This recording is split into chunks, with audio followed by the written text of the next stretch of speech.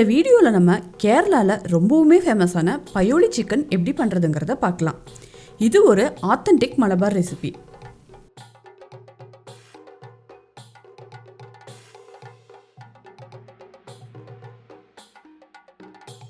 Payyoli chicken பண்ணுறதுக்காக நான் ஒரு 3/4 கிலோ சிக்கனை இந்த மாதிரி பெரிய பெரிய பீஸாக கட் பண்ணி வச்சுருக்கேன். இதை நம்ம மேரினேட் பண்ணிக்கலாம். இந்த சிக்கனை ஒரு பவுலுக்கு ட்ரான்ஸ்ஃபர் பண்ணிக்கலாம்.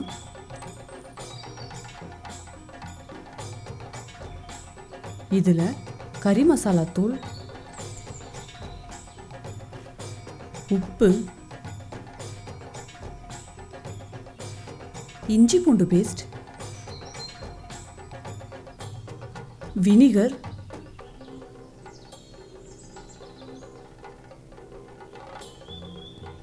கார்ன்ஃப்ளவரையும் சேர்த்துக்கிறேன். இதில் ஒரு 15 காஷ்மீரி சில்லியை பாயில் பண்ணி பேஸ்ட் பண்ணி வச்சுருக்கேன். இதில் ஒரு 2 டேபிள் ஸ்பூனை இதில் ஆட் பண்ணிக்கலாம்.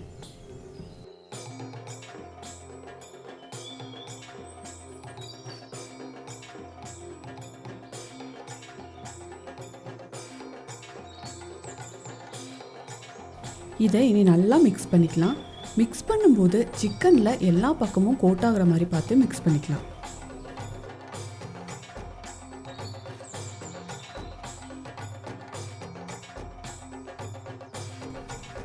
சிக்கன் மேரினேட் பண்ணியாச்சு. இது ஒரு 1/2 hour ஊறணும்.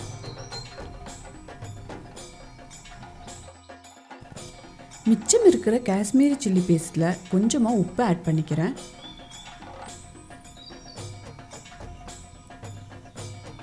அதில் இந்த தேங்காய் துருவலையும் ஆட் பண்ணி நல்லா மிக்ஸ் பண்ணிக்கலாம். சிக்கன் வறுத்ததுக்கப்புறம் இந்த தேங்காய் துருவலை நம்ம எண்ணெயில் போட்டு ஃப்ரை பண்ணி எடுக்க போகிறோம். பயோலி சிக்கனுக்கு ஒரு அருமையான டேஸ்ட்டை கொடுக்கறது இந்த தேங்காய் துருவல் தான்.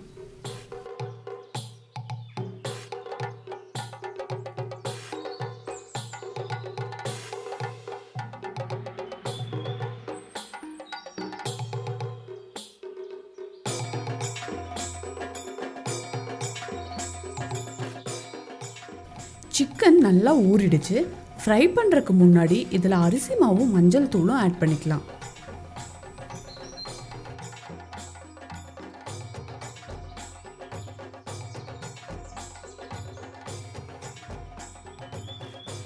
ஃப்ரை பண்ணுறதுக்கு முன்னாடி அரிசி மாவை யூஸ் பண்ணுறதுனால நம்மளுக்கு ஒரு எக்ஸ்ட்ரா கிறிஸ்பினஸ் கிடைக்கும்.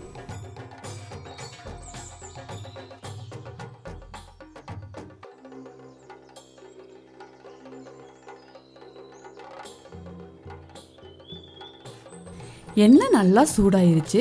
இனி சிக்கனை ஒவ்வொரு பீஸாக போட்டு ஃப்ரை பண்ணி எடுத்துக்கலாம். இது கேரளா ஸ்பெஷலுங்கிறதால தேங்காய் எண்ணெயை தான் யூஸ் பண்ணணும்.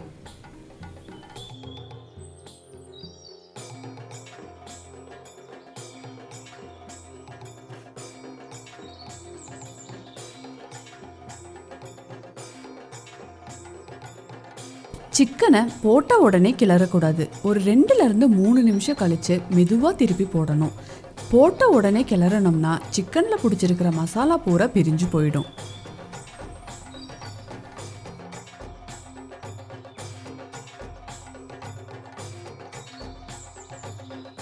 சிக்கன் நம்மளோட எலும்போட ஆரோக்கியத்துக்கு உறுதுணையாக இருக்குது. சிக்கனில் இருக்கிற புரோட்டீன் அப்புறம் சில முக்கியமான ஊட்டச்சத்துக்களும் நம்ம எலும்போட ஆரோக்கியத்திற்கு ரொம்பவுமே ஹெல்ப்ஃபுல்லாக இருக்குது. சிக்கன் நல்லா ஃப்ரை ஆகிடுச்சு. இதை ஒரு பவுலுக்கு மாற்றிக்கிறேன்.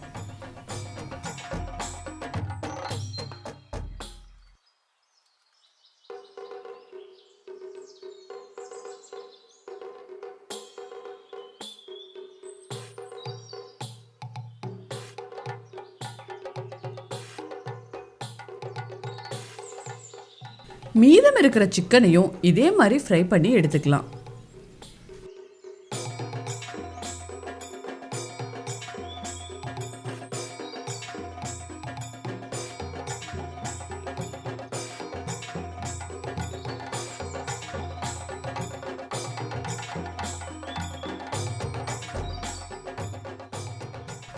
சிக்கன் எல்லாம் ஃப்ரை பண்ணி எடுத்தாச்சு. சிக்கன் வறுத்த அதே எண்ணெயில் நான் கொஞ்சமாக கருவேப்பிலையும் பச்சை மிளகாவையும் ஃப்ரை பண்ணி எடுத்துக்கிறேன்.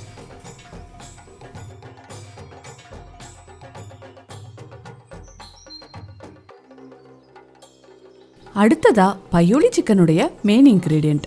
நான் ஏற்கனவே சொன்ன மாதிரி சில்லி பேஸ்ட்டில் மிக்ஸ் பண்ணி வச்சுருக்கிற தேங்காவை ஃப்ரை பண்ணி எடுத்துக்கலாம்.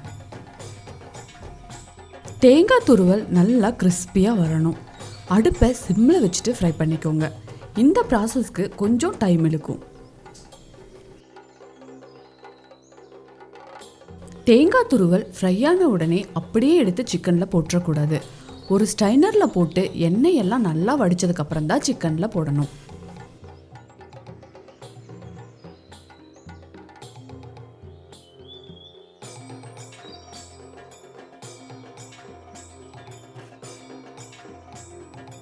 நம்ம வறுத்து வச்ச எல்லா ஐட்டத்தையும் சிக்கனில் போட்டு நல்லா மிக்ஸ் பண்ணி எடுத்துட்டோம்னா அடிபொலி பயோலி சிக்கன் ரெடி.